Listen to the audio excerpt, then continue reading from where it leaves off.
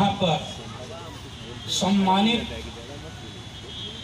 हमारे साथीगण, जो लोग सामाजिक और राजनीतिक संगठनों में काम करते हैं, और हमारी बहनें और बेटियां और पत्रकार साथी,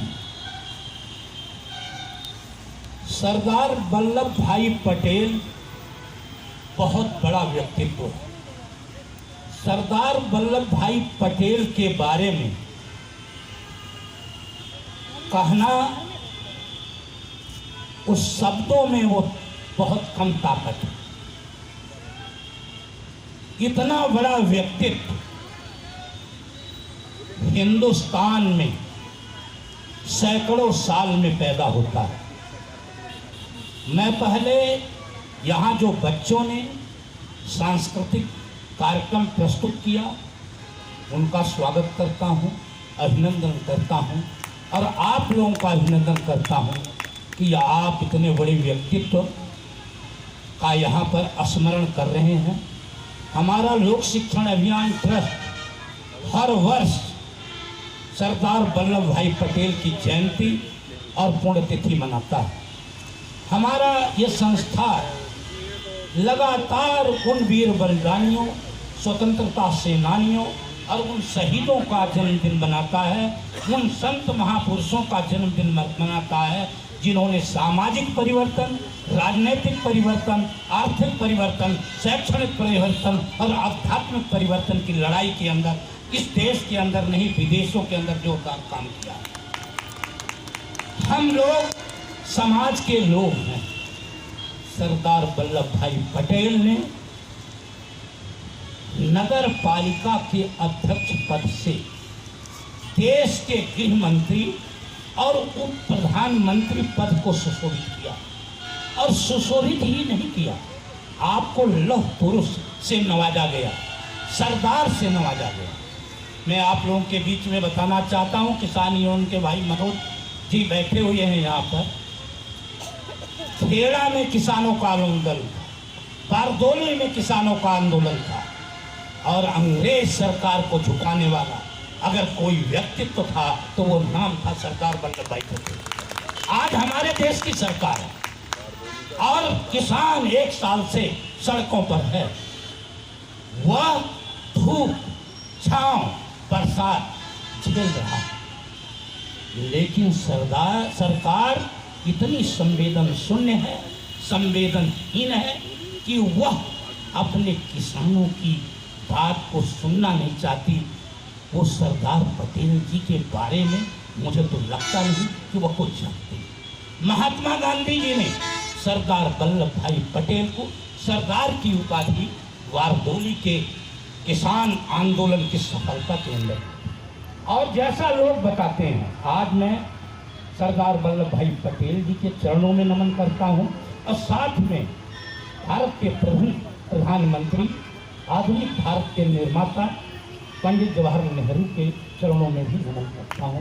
आज उनका जन्मदिन। मैं आप लोगों के बीच में यह बताना चाहता हूं कि जो प्रतिक्रियावादी ताकतें हैं इस देश के अंदर, वही सरदार वल्लभ भाई पटेल और जवाहरलाल नेहरू के बीच में मतभेद पैदा करने का प्रचार करती हैं कि इस देश के अंदर सरदार वल्लभ भाई पटेल की विचारधारा और जवाहरलाल नेहरू की विचारधारा, उनके अंदर विभेद पैदा करो, जिससे यहाँ पर ये विचारधारा आगे न बढ़ सके। मैं आप लोगों के बीच में और बातें बताना चाहता हूँ जो नागर जी आप लोगों को पता शायद ही हो।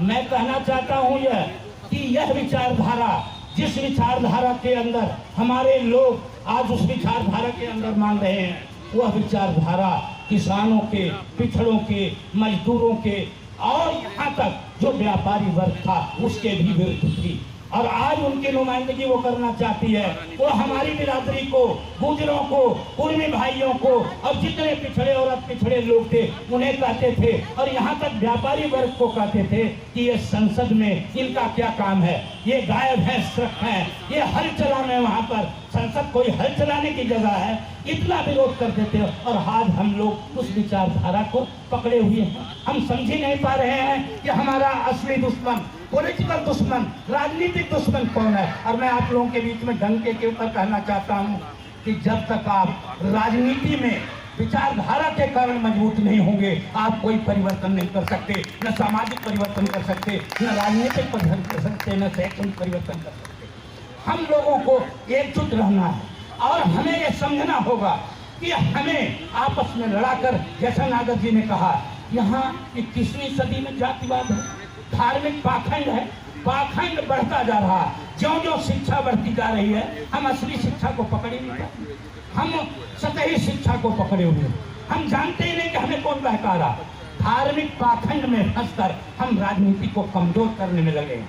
सरदार वल्लभ भाई पटेल ने हम लोगों को जो रास्ता दिखाया है, अगर हम उस रास्ते पर चलने का काम करेंगे तो हम इस देश के अंदर सही मायने में जो वहाँ सरकार है उस पर कब्जा कर सकते हैं।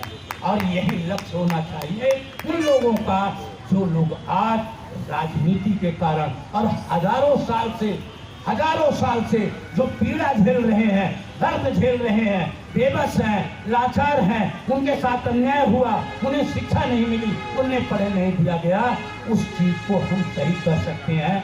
और नहीं तो हम सरदार वल्लभ पटेल जी का और चाहे जवाहरलाल जी का, मैं 1950 की बात बताकर अपनी बात खत्म करूंगा।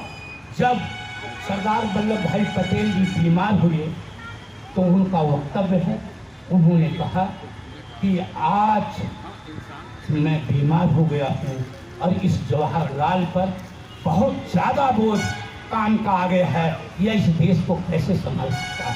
लोग साजिश करते, सही बात बताते नहीं। ऐसा सरदार वल्लभ भाई पटेल गृह मंत्री के रूप में सफल रहे, इस देश के कोई 565 रियासतों को एक करने का काम किया। ये सरदार वल्लभ भाई पटेल के बूते का था। जवाहरलाल इस काम को नहीं कर सकते थे, ये जो सरदार वल्लभ पटेल ने किया। और जवाहरलाल जी विदेश नीति के जानकार थे और बड़ी इंडस्ट्री, उद्योगों को लगाने का काम, भारत के निर्माण का काम पंडित जवाहरलाल नेहरू ने किया। इसलिए ये दोनों भाई हैं। सरदार पटेल जी बड़े भाई हैं, जवाहरलाल नेहरू उनसे छोटे थे। सरदार वल्लभ भाई पटेल जी का ये मानना था। तो हम लोगों को इतिहास को सही पढ़ना चाहिए, सही जानकारी लेनी चाहिए और सरदार वल्लभ भाई पटेल के विचार को आत्मसात करेंगे, तभी उस विचारधारा से लड़ सकते हैं जो जातिवादी है, जो धार्मिक पाखंड फैलाती है और पाखंड फैलाकर हमारी भावनाओं को दोहन करके हमें मानसिक गुलाम बना रखा है। हम लोग मानसिक गुलामी में जी रहे हैं। उस गुलामी को जब तक हम खत्म नहीं करेंगे, तब तक ये जो स्वतंत्रता है 75 वर्ष होने को है, हम पूर्ण आजाद नहीं हो पाएंगे। मैं इन्हीं लोगों के साथ आप लोगों का पुनः अभिनंदन करता हूं और स्वागत करता हूं और आशा करता हूं कि सरदार वल्लभ भाई पटेल जी से प्रेरणा लेकर आप लोग यहाँ से जाएंगे और धार्मिक पाखंड को खत्म करते हुए राजनीतिक ताकत को मजबूत करने का काम करेंगे। बहुत बहुत धन्यवाद करता हूँ और हरभान पटेल जी का भी मैं बहुत धन्यवाद करता हूँ और संचालक महोदय जी का भी धन्यवाद करता हूँ कि आप सूक्ष्म में वक्ताओं को वो भी बताते रहिए। बहुत बहुत धन्यवाद आप लोगों का। और बिंदु राय का भी धन्यवाद करता हूँ जो उसने राष्ट्रीय गीत प्रस्तुत किया और जो लोगों के रोंग पे खड़े कर दिया। बहुत बहुत धन्यवाद। राष्ट्रीय गीत सुनाना चाहती हूँ। ऐ मेरे वतन के लोगों, ऐ मेरे